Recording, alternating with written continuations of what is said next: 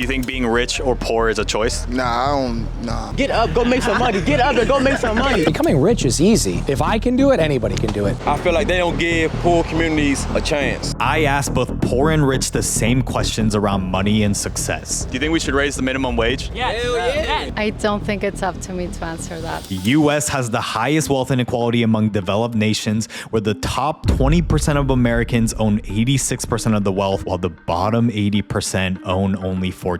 And with rising inflation putting a strain on all Americans, I decided to travel to both the poorest neighborhood in DC and the richest neighborhoods in Austin to understand what keeps the poor poor and the rich rich. How different is life for the rich versus poor? And is the American dream still alive, or is it there to keep you working until you die? They say follow your passion, don't follow your passion. I followed my passion. I wound up fucking homeless and 109 pounds. To find out, and without knowing anyone there, I traveled to what many consider the most dangerous low-income neighborhood in DC to investigate. But thankfully, I was able to find someone to show us around. When I first came up to you, we weren't filming it. He was like, hell no. I mean, I thought you was a police officer a little bit. Do I look like a narc? You never know.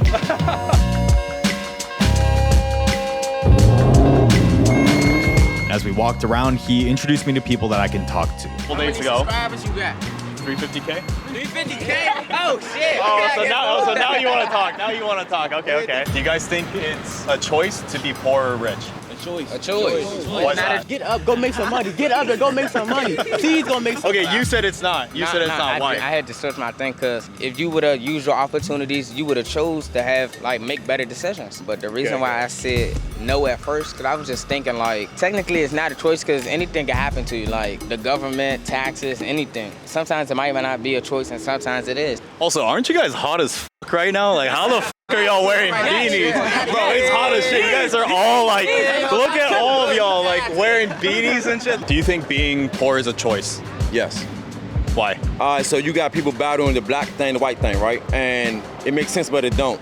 Because you can get on a train right now, you'll see a white man with balled up jeans, holy shoes, but he got a fat wallet. But you'll see a black guy like me or a mixed guy like me with $200 pair of shoes or $300 pair of shoes on, or maybe a skinny wallet. A lot of black people say that white people think they better, but they're not. They just some white people make better choices. Do you think being rich or poor is a choice? Nah, I wouldn't say it's a choice. Some people put themselves in certain situations or predicaments to be rich or poor. But based on that definition, doesn't that insinuate that it's a choice? That if they put themselves into it? Yeah, you could say. Yeah, you're right. Yeah. How much do a burger cost at McDonald's? I don't know. See? So that right there let me know that you live 2 different lives. Because I know you don't. It's not a bad thing that you make probably better choices than me or other guys or other women in my walk. You just had a better chance, better schools, a better opportunity. Can I ask you how much you make a year? I know we're putting you on the spot. Yeah. I don't know, I make $30 an hour, so. $30? Yeah, $30 an hour. Yeah. 5 days a week. Man, roughly between 32, 36. What do you do for work? A couple of things. I'm an entrepreneur. How much do you make a year? Shit, probably millions, my nigga. Do you guys think the minimum wage should be increased? Yes. Why? Because minimum wage jobs, and they be over here giving out $15, $14 an hour. That's not even enough to really to even get a 1-bedroom apartment. Yeah, hell yeah. Why? Because everything high. Having a job that I have, I still struggle and still go check to check. Some people get paid minimum wage and the rent don't add up to what, minimum wage is. Yeah, push them more because a lot of people need money though, If I may challenge you, what if we raise the minimum wage? Wouldn't that just raise the cost of everything? Yeah, but still, you could be able to afford at least. But wouldn't it just get higher prices? But that's gonna help you save money because then you're not spending money on dumb stuff. And then I spending money on weed and all that. Bro's just incriminating him. Oh wait, no, it's legal here. It's legal here. Yeah. Then we could do all. Man, you could do everything. Not me though. So we'll return to Anacostia so we can have him show us around more of the realities of a neighborhood that's literally minutes away from the capital. And with violent crime rates 247% higher than the national average, and with 50% of the residents living in poverty, I was curious to see how different or similar it would be as I traveled to the richest neighborhoods in Austin, Texas. And so before I do, I wanted to see if you notice the shirt that I was wearing because I'm excited to tell you guys all about the merch that I just launched. We're currently living in a time where everybody talks but nobody listens. And our first ever collection is centered around the idea that truth often lies beneath the surface. And the only way you're gonna be able to find it is by engaging with different sides. We have 2 pieces, a logo and a limited design, each in a shirt and hoodie, and it's for those who are not afraid to confront the world and its opinions. So if you want to be a part of our community that dares to explore the unfamiliar, then it's for you. Use promo code EXPLORE10 to get 10% off your order if you order within the next 72 hours of this video drop. Now we're actually in one of the most richest neighborhoods in Texas. I think we're gonna go house to house to ask rich people the same questions that we asked the poorer neighborhoods.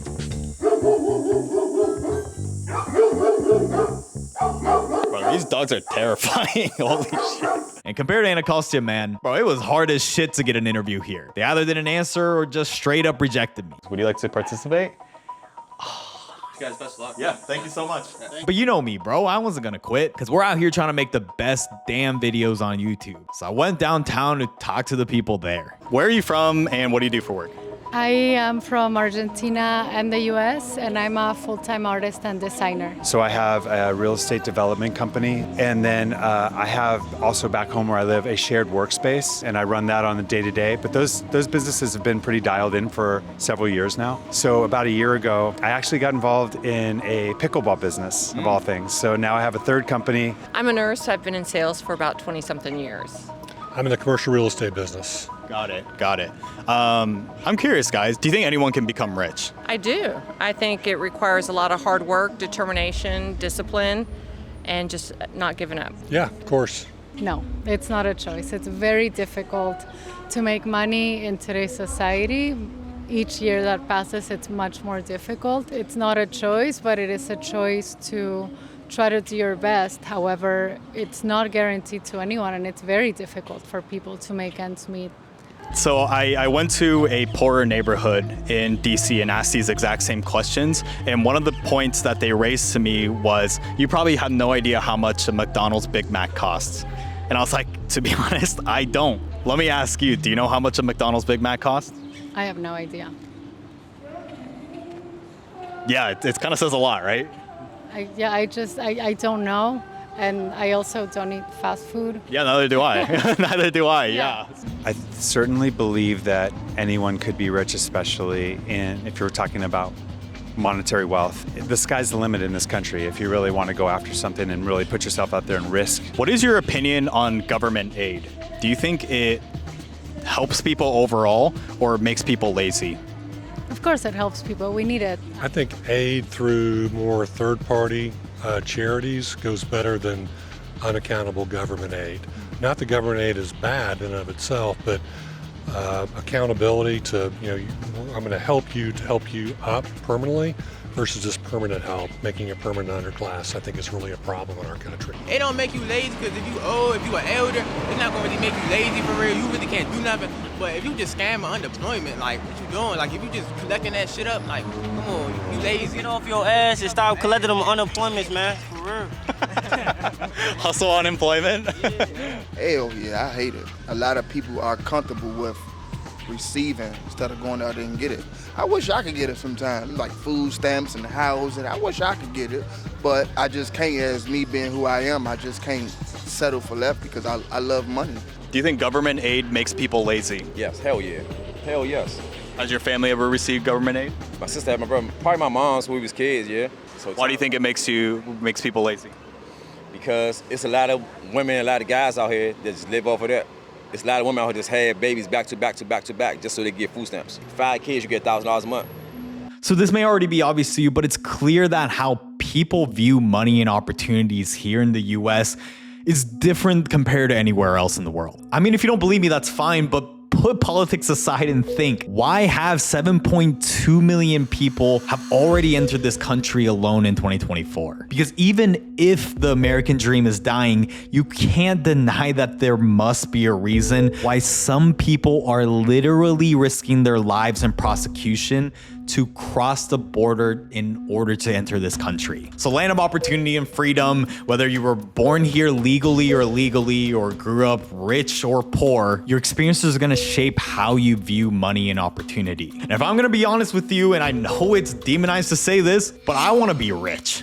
And it's exactly why I wanted to make this video. Because at a time where it's even becoming a luxury to be able to build a family, I want to be able to provide it for my loved ones and create an even better life than like the ones that my parents gave me. And they gave me a great life. And if I want to create bigger and better videos to change how society approaches issues, to stop our ever increasing divide, all that's going to need money, man. Like, y'all really think I'm putting myself in these risky, dangerous situations and conversations just so I can have free clout? But all jokes aside, for a country that obsesses over money over everything, we're awfully scared to talk about the realities of why some succeed, why some fail. And as you'll see later on, it's exactly why I spent a day learning from someone who has actually seen both poverty and wealth. Because is his story just one in a million, or can anyone, including myself or you watching, can anyone truly become rich? But again, what does being rich even mean? To understand, I wanted to dive deeper into a poor neighborhood. 3 years ago, DC was #1 murder capital. Did you know that? No, I didn't. What do you think changed? We grew up. It's a lot of guys here that I've been shot 2 times, but you'll never think that. No, I got caught. Nah, I could have guessed.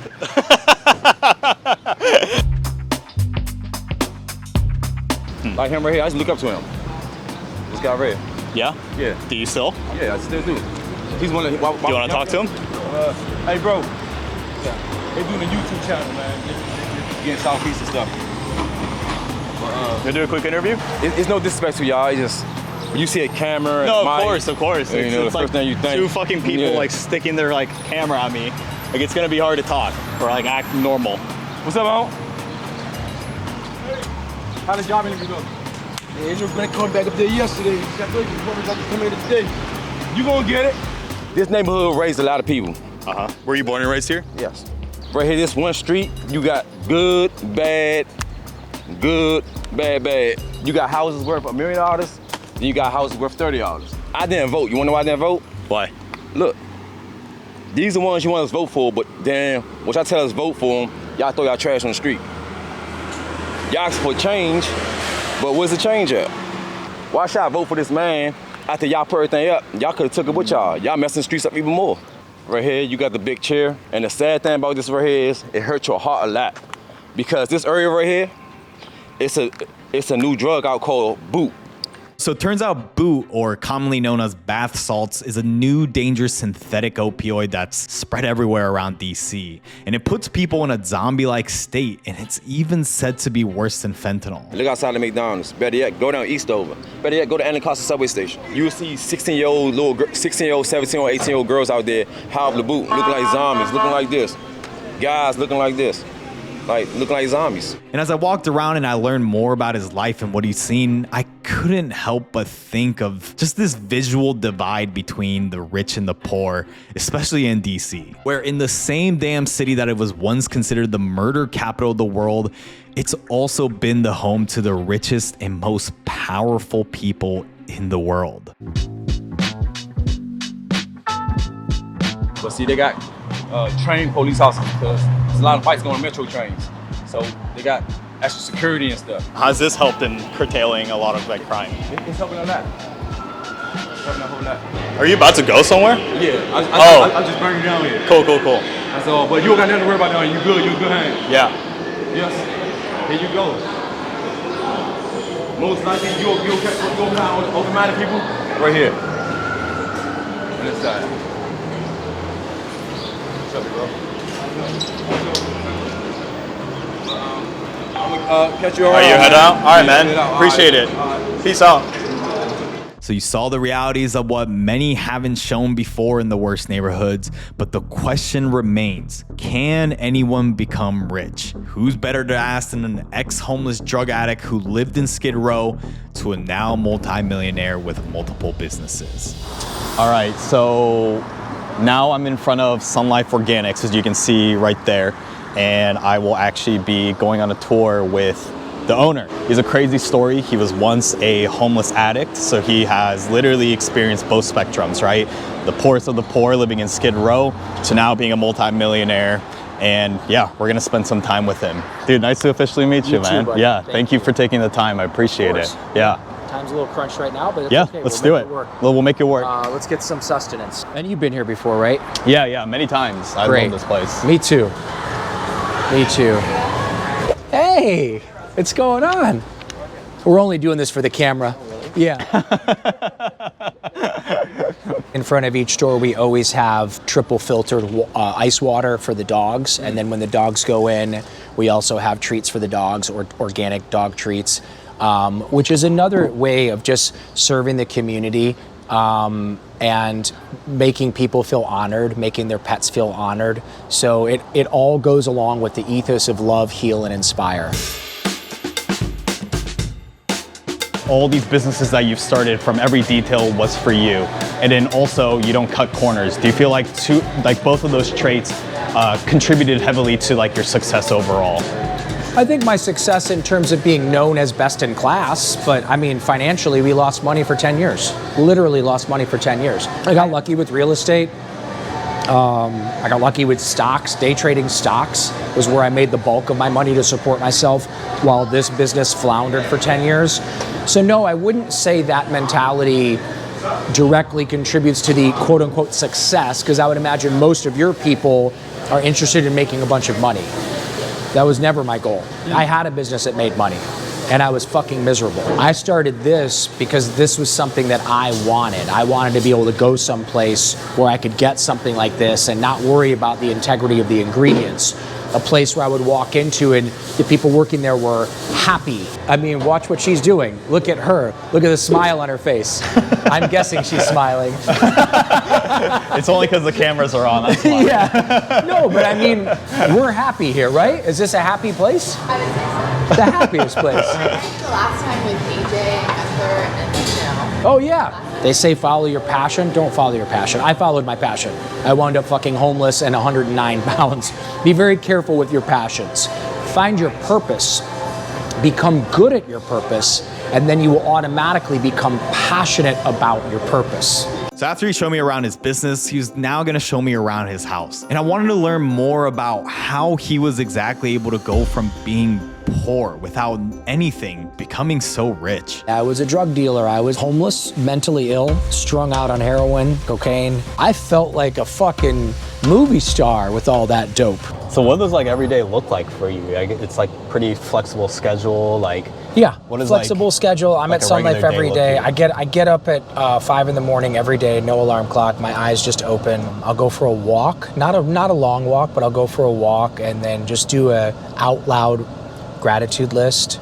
Thank you, God, for this day. Thank you, God, for the roof over my head. Thank you, God, for the clean water that I get to bathe in. Thank you, God, for all of these amazing opportunities. Mondays and Fridays, I train for an hour, heavy and hard, with a professional, top-tier personal trainer. Yeah, I saw my buddy Leon, he like threw up during your workout, right? Yeah, it's interesting. Most people that come and work out with me, they end up throwing up or they end up giving up about halfway through. Now, housekeeper's out of town, so you're gonna have to forgive the mess. Also, this is kind of like great house, man. My laboratory, so there's just like constantly shit everywhere. Those are the mushrooms I was telling you about that I put in my coffee in the morning. I keep pretty stocked up, and damn, brother. Yeah. This is like a doomsday prep, but for healthy people. And can I try a little drop? Yeah, of course. I don't mind at all. Yeah. Oh. Yeah, Ooh, that's good. It's really, really good. This I got in Uruguay, this amethyst. Damn, this shit's crazy. Is that nuts? This is a little pool area out here. Man, this is goals, man. Look at that crystal.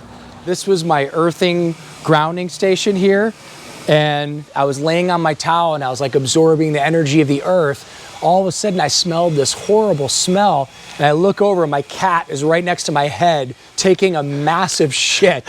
So this has become the $20,000 litter box. I no longer lay in there. I go in there and I fucking... I mean, it's natural though, isn't it? Yeah, she thinks so. In about another 6 or 7 weeks, you're gonna see hundreds of butterflies out here swarming this thing. So why is butterfly such a significant part? Is it Metamorphosis? Metamorphosis. Transformation. So I was the ugly caterpillar crawling on my belly and like looking up at everything and going, oh God, if only I could be that, or if only I could be that tree, if only I could be, God, could you imagine if I could be like that butterfly? Not knowing the whole time I am the butterfly. But to become the butterfly, I have to go within.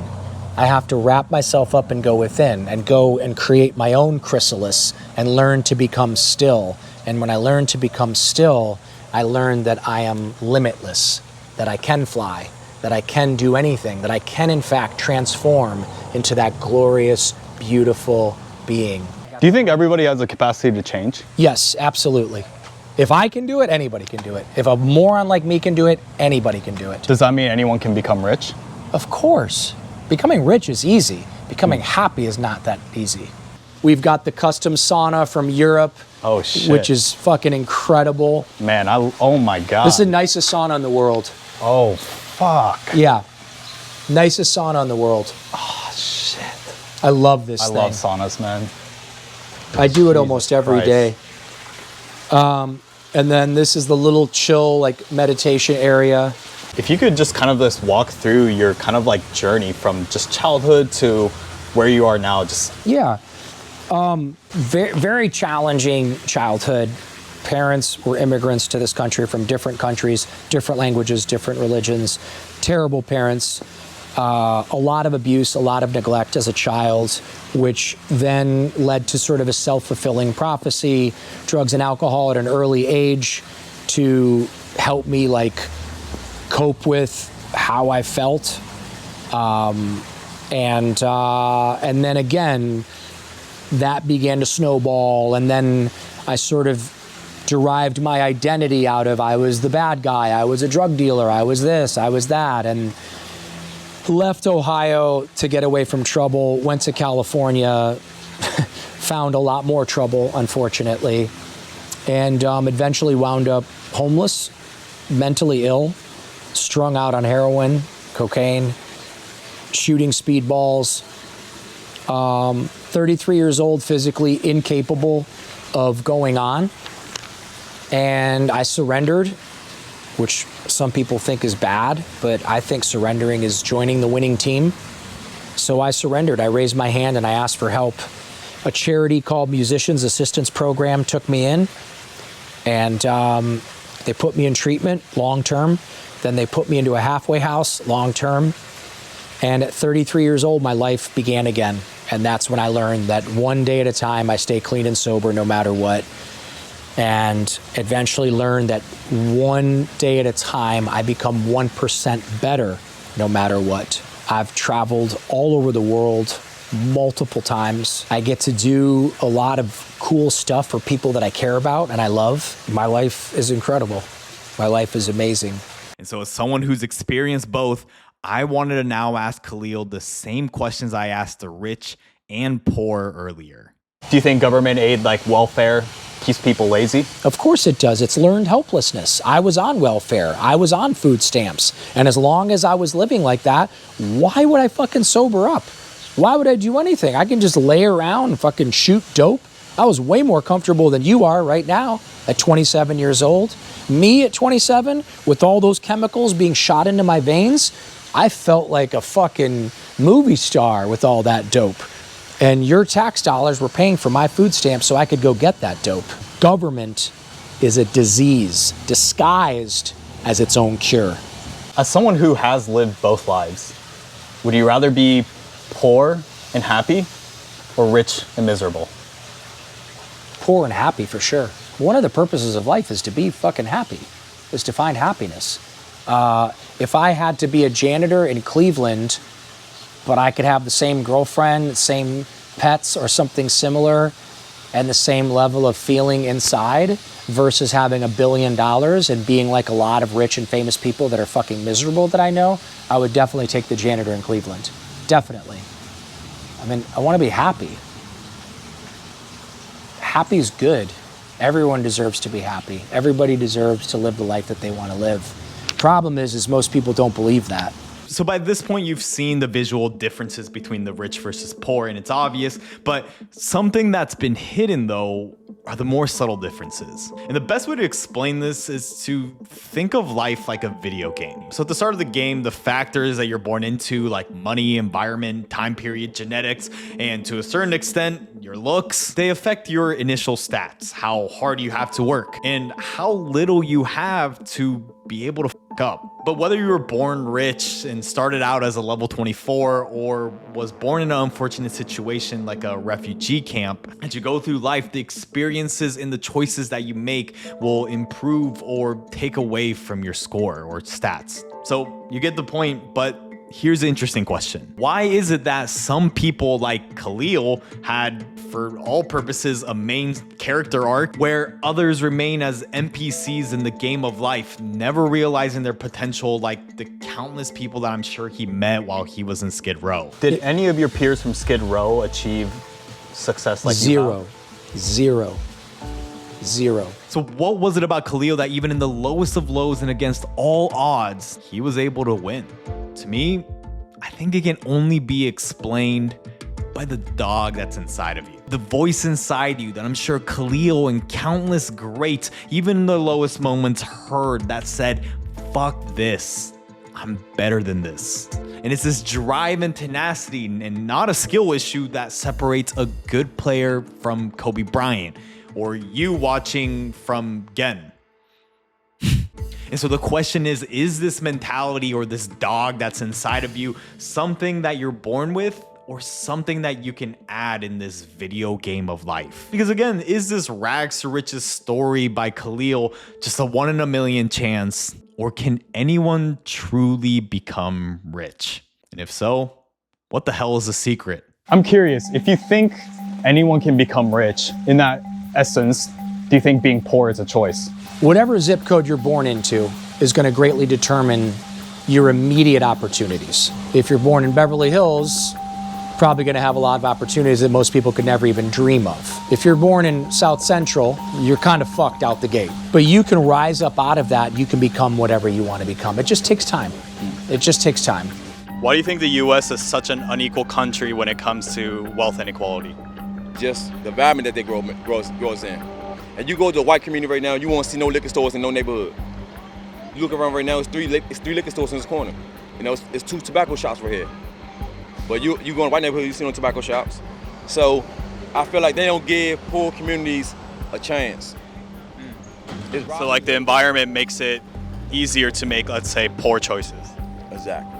Because the truth is the wealth inequality is growing and it's not stopping. The middle class is dying and Americans can't buy healthcare, gas, rent, or find jobs. And what used to be common, like a family and affording a home, is slowly becoming a luxury. And so after talking to all these people from both rich and poor, have I changed my mind? To be brutally honest, yes. And that it's motivated me to want to become rich more. Because if I realize anything is that sure, money can't buy happiness and more money, more problems, but it sure as hell brings a lot more solutions and a whole lot better set of problems. Because are you going to tell me that not knowing what restaurant you want to order your DoorDash from is a lot better than not knowing where your next meal is? But then again, maybe it does taking becoming rich to be able to say that money isn't everything. And on the other side, how experiencing the lowest depths of poverty, fear, and struggle is the only motivation you need to realize that maybe money is everything. Because in some ways, the worst place to ever be is in the middle, where things are good enough where you want to stay complacent, but not bad enough to ever want to make a change. The point of life is not to have a bunch of money, although money is amazing, and anybody that tells you that money can't buy you happiness is full of shit. It's bullshit. Yeah, it's bullshit. If you go from making a minimum wage job to making $400,000 a year the next day, you are going to be infinitely fucking happier. I will tell you that from personal experience. So the American dream may very well be dying, but what if it's just different than what it used to be? So maybe today the dream isn't about the money, but more so the audacity to go after it, even though everyone else calls you crazy. Because you're only crazy until one day you're not. Do you feel like you kind of have to go through that life experience of becoming rich to then finally realize that money isn't the end all be all? I would have at 27, I would have been like, that's fucking stupid. The dude wants to hang out with his cats and get up at 5 o'clock in the morning. That sounds dumb. But I've been at L'Arc with the biggest movie stars in the world. That stuff's cool. If you don't know about it, you can't afford it. These are only amazing when you can't afford them. Once you can afford them, it's just a watch. When you can't afford them, you think that this is gonna fix you. My only advice to you would be that just put the money piece on the shelf. As long as you're moving into gifting and talents that you believe that you were called to move in. I have a feeling that you will have resource. You just seem like the kind of person that will get, you have a mindset, I can tell. Don't even focus on the wealth. It's gonna come. Thank you. I can't show it, but I have like goosebumps right now. What do you guys want to do when you guys grow up? I want to be a lawyer, man. Thank you. A defense attorney. What I want to be is an auto mechanic because I like cars and all that. And it's kind of a high paying job. I want to be a defense attorney, and if I don't do that, I want to play football. Like, I'm gonna chase my dream until I can't no more. People think that money is ultimately going to make them fulfilled. It's not. Money will bring you happiness in the beginning, but to be fulfilled, you need community, you need purpose. So subscribe to follow my crazy ass on my journey to change how society approaches issues. And to do that, check out our free weekly newsletter where we cut through the noise of news and cover the week's must-know story without bias, all in 5 minutes. And if YouTube has that dog inside of them, I think you'll like this video too.